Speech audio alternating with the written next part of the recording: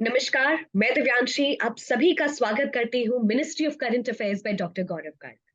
आज इस interview session में हमारे साथ जुड़े हैं प्रियांशु सिंह, जिन्होंने एसएससी सीजीएल 2021 की परीक्षा में ऑल इंडिया रैंक 605 हासिल किया है and is selected for the post of excise inspector. तहे दिल से स्वागत करती हूँ प्रियांशु आपका मिनिस्ट्री ऑफ करंट अफेयर्स पर। स्वागत, बधाई। Thank you ma'am. Thank you ma'am. Priyanshu से हम जानेंगे उनके एग्जामिनेशन की उतार चढ़ाव, उनकी जर्नी, उनके एक्सपीरियंसेस, जो दर्शकों, अगर आप प्रिपेयर कर रहे हो एसएससी सीजीएल के लिए तो शायद आपके लिए काफी कारगर होगा, क्योंकि हम कहते हैं अगर हम दूसरों के एक्सपीरियंस से समझ लेते हैं तो उन्होंने जो गलती की है वो गलती हमको करने से बचा लेती है। तो शायद प्रियांशु की एक्सपीरियंस और ये जर्नी से आप बहुत कुछ सीखेंगे। प्रियांशु, फिर एक बार स्वागत। थोड़ा सा बताएं अपने बारे में दर्शकों को। मैम, मेरा नाम प्रियांशु सिंह है। मैं बलिया उत्तर प्रदेश से हूँ। मैंने सीजीएल की प्रिपरेशन 2020 में शुरू की थी, कोविड के टाइम पे। उसी ईयर मेरा कॉलेज ग्रेजुएशन भी कंप्लीट हुआ था। तो मैंने फर्स्ट अटेम्प्ट दिया था 2020 में सीजीएल का। उसमें मैं 7 नंबर से रह गया था मेरे। फिर मेरा सेकेंड अटेम्प्ट था 2021 में। तो उसमें मेरे नंबर आए हैं 582, कट ऑफ थी 540। और मेरा ऑल ओवर इंडिया रैंक आया है 605 और एक्साइज इंस्पेक्टर पोस्ट मिली है। 2020 में आपने परीक्षा की तैयारी शुरू की और उसी साल आप ग्रेजुएट हुए, लेकिन थोड़ा सा बताएं कि कैसे कैसे सोचा, रुझान कैसे आया एसएससी सीजीएल के लिए, क्योंकि उस समय तो हमने देखा था कि कई लोग डिमोटिवेट हो जाते थे एग्जामिनेशन के प्रोसेस को देखकर। एग्जामिनेशन कितना लंबा चलता है, 3-4 साल चलते हैं।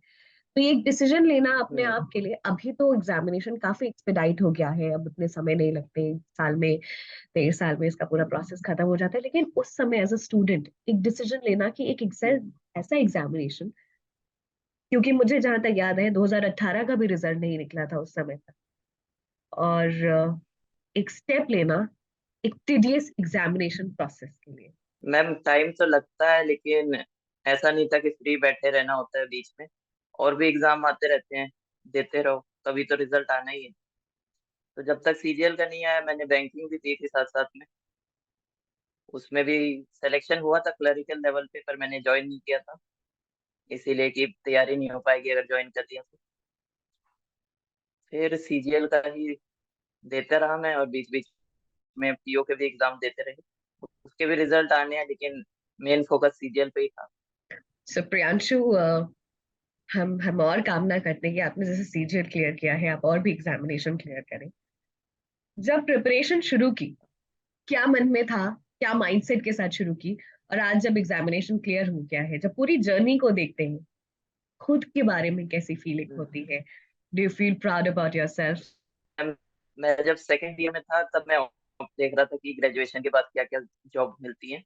तो उसी टाइम मैंने देखा था कि एसएससी वालों की काफी रिस्पेक्ट होती है, सीजीएल वालों की, इनकम टैक्स, एक्साइज, ये सब की। तो मेरा भी वही सपना हो गया था, एक्साइज इंस्पेक्टर निकालना, नहीं तो इनकम टैक्स। तो अब निकला है, तो काफी रिस्पेक्ट तो मिल रही है आसपास के लोगों से। काफी फोन कॉल वगैरह आ रहे हैं दोस्त वगैरह के। काफी खुश हैं घर वाले भी, नाना नानी, मम्मी पापा, भाई बहन सब, कजन्स भी। बिल्कुल, जब रिकग्निशन और अप्रिसिएशन होता है तो बहुत ही अच्छी फीलिंग होती है, बहुत अच्छा लगता है।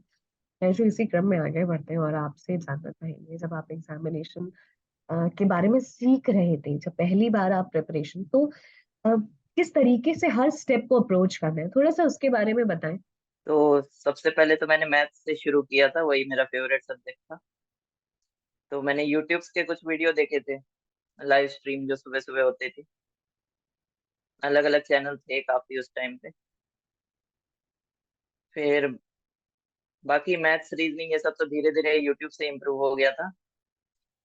मेन जीएस में दिक्कत होती थी मेरे को, तो उसीलिए मेरे को कोई अच्छा कोर्स चाहिए था।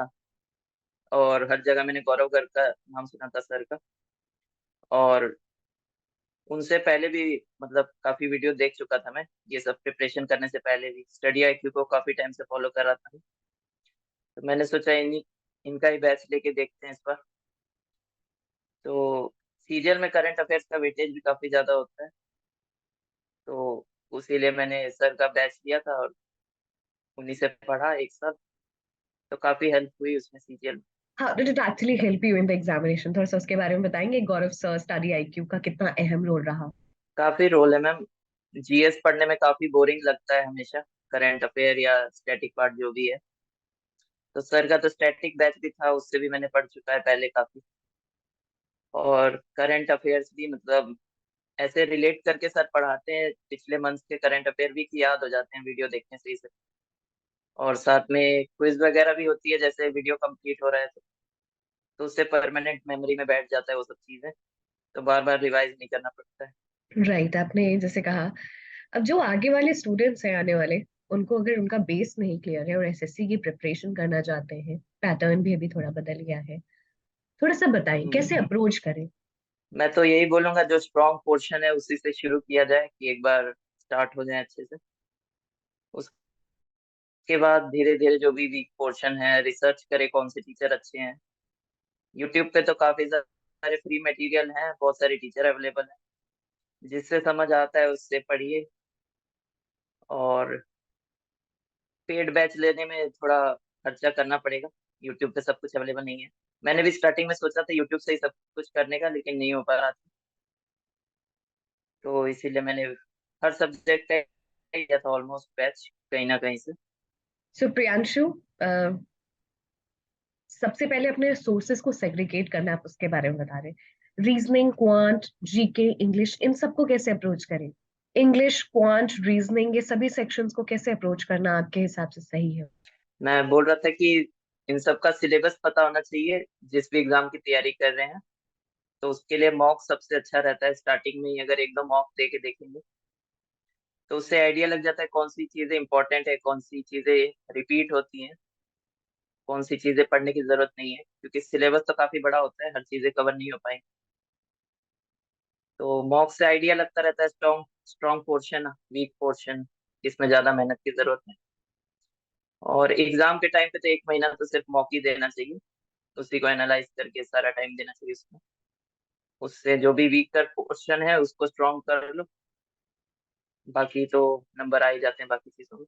प्रियांशु, आपने कहा कि मॉक देखकर देखें कि क्या स्ट्रॉन्ग है, क्या वीक है और क्या पैटर्न है, तब आपको ज्यादा समझ में आएगा एग्जामिनेशन के बारे में। प्रियांशु, इसी पे आपसे पूछना चाहूंगी कि मॉक से कैसे डिराइव करते हैं, ये जो पूरा प्रोसेस होता है समझने का, और फिर उससे डिराइव क्या वीक, क्या स्ट्रॉन्ग, क्या पैटर्न, फिर हम प्रिपेयर करते हैं, ये पूरी क्रोनोलॉजी थोड़ा बताएं। मैम मॉक देंगी तो आजकल तो एडवांस मॉक आ गए हैं खुद ही, उसमें खुद ही बता देता है आपका वीकर पोजीशन ये है, स्ट्रॉन्गर ये है। खुद भी लग जाता है कि कौन का कर दिया, मैथ्स का कोई टॉपिक है या इस टॉपिक से क्वेश्चन नहीं बन रहे हैं किसी भी मॉक में, तो इसको फिर से पढ़ने की जरूरत है। और कुछ टॉपिक से हर बार क्वेश्चन पढ़ बन जाते हैं बिना पढ़े भी, तो उसको स्किप कर दो। और फिर जो थ्योरेटिकल या फिर जो सेक्शन वाइज क्वेश्चंस हैं, उसको हम मॉक से कैसे डिराइव करते हैं? मैम जैसे मैथ्स वगैरह है, इसमें मैं जैसे देता था तो मेरे को नोटिस होता था कि ज्योमेट्री में मेरे को दिक्कत हो रही है, ट्रिग्नोमेट्री में हो रही है, और बाकी अलजेब्रा ये सब सारे बन जाते थे। तो मैंने फिर से वही दोनों चैप्टर को रिवाइज किया, फॉर्मूले वगैरह। फॉर्मूले में ही दिक्कत होती थी मेरे को, याद नहीं रहते थे। तो वही फिर से याद किए फॉर्मूले। फिर सेक्शनल मॉक भी अवेलेबल होते हैं, सिर्फ ट्रिग्नोमेट्री के दे सकते हैं या ज्योमेट्री के। वैसे ही रीजनिंग में पैटर्न वगैरह वाले question, force of action, inference, ये सब टाइप की नई चीजें जो आई हैं आजकल, वो सब में दिक्कत होती थी, तो वो चैप्टर मैंने पढ़े फिर से। इंग्लिश में वो कैब में दिक्कत होती है, तो वो कैब पढ़ना पड़ा। बाकी सब कॉम्प्रिहेंशन, ग्रामर सेक्शन ये सब बन जाता है। जीएस में भी थोड़ा आइडिया लग जाता है कि हिस्ट्री से ज्यादा बन रहे आ रहे हैं क्वेश्चन, इकोनॉमिक्स से एक दो ही आते हैं तो ज्यादा फोकस करने की जरूरत नहीं है। करंट अफेयर से काफी आते हैं, सात आठ। तो जो भी उसी से आइडिया लग जाता है कौन से चीजों पे ज्यादा ध्यान देना चाहिए। एक बहुत इंपॉर्टेंट कहते हैं कि हम जब बहुत सारी चीजें पढ़ लेते हैं, लेकिन जब एग्जामिनेशन में जाते हैं तो इतनी सारी चीजें हमारे सामने होती हैं, प्लस एक प्रेशर कि आप एसएससी का एग्जामिनेशन दे रहे हो, वो प्रेशर कैसे हैंडल करना है?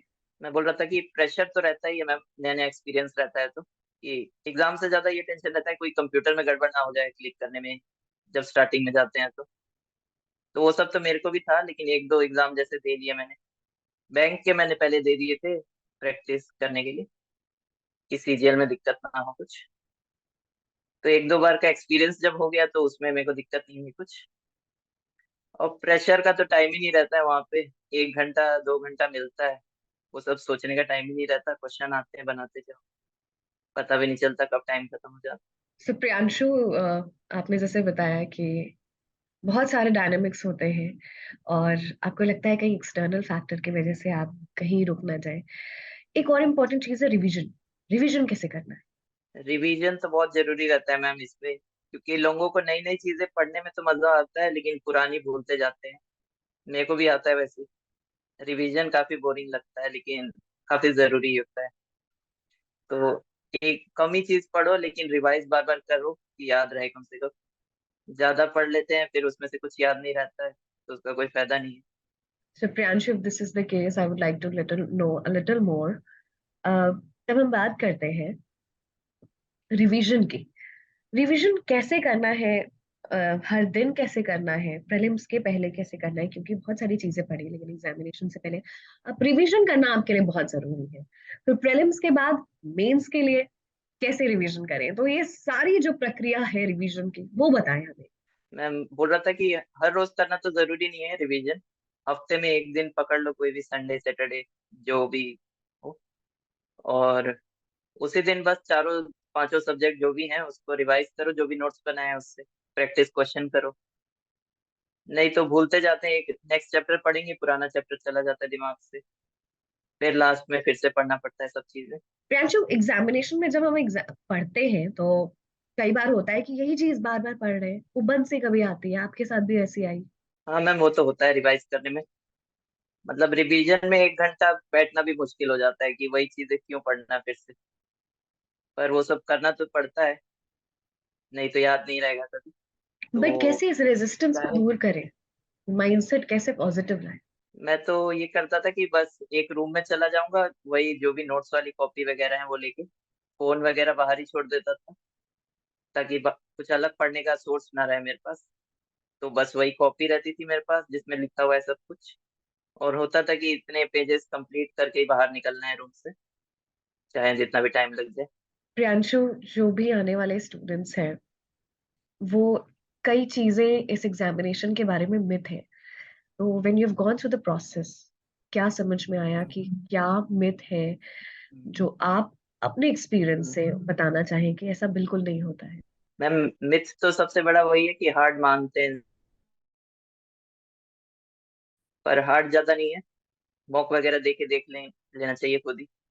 कुछ इसमें नई चीजें नहीं पूछी जाती, 10th का सिलेबस है सब कुछ। बस यही है, स्पीड थोड़ी तेज करनी होती है मॉक दे दे के, और कंसिस्टेंटली पढ़ना होता है रोज 8 9 घंटे कम से कम, या 6 7 घंटे भी पढ़ रहे हैं तो मतलब इफेक्टिवली पढ़ें, फालतू की चीजें नहीं। और वही एग्जाम के टाइम पे जो कंसिस्टेंट रहेगा 1 महीना, उसके ज्यादा नंबर आ जाएंगे। जो थोड़ा टाइम पास उस टाइम कर दिया, उसके 10 12 नंबर कम हो जाएंगे। सेशन के एंड में है कुछ फाइनल टिप सजेशन आप सबको देना चाहेंगे? टिप्स सजेशन तो यही दूंगा, जितने भी टाइम कर रहे हैं, 1 साल 1.5 साल जितना लगे, उस टाइम थोड़ा बाकी चीजों से त्याग लेना चाहिए, जैसे फोन वगैरह, इंस्टाग्राम, फेसबुक, ये सब अनइंस्टॉल करके ही रखें। एक बार सिलेक्शन हो जा रहा है उसके बाद जो करना है करो, और मेहनत करनी पड़ेगी थोड़ी, रोज पढ़ना पड़ेगा। ये नहीं कि हफ्ते में 5 दिन पढ़ लिया, सैटरडे संडे छुट्टी मार ली। छुट्टी भी ले सकते हैं बीच बीच में, महीने में 1 बार 2 बार कहीं घूम फिर आओ, पर फिर वापस से ट्रैक पे आ जाना पड़ेगा, लंबा ब्रेक नहीं ले सकते बीच में। थैंक्स प्रियांशु, पूरी टीम की तरफ से ढेर सारी शुभकामनाएं। We wish you good health, good luck, thank you.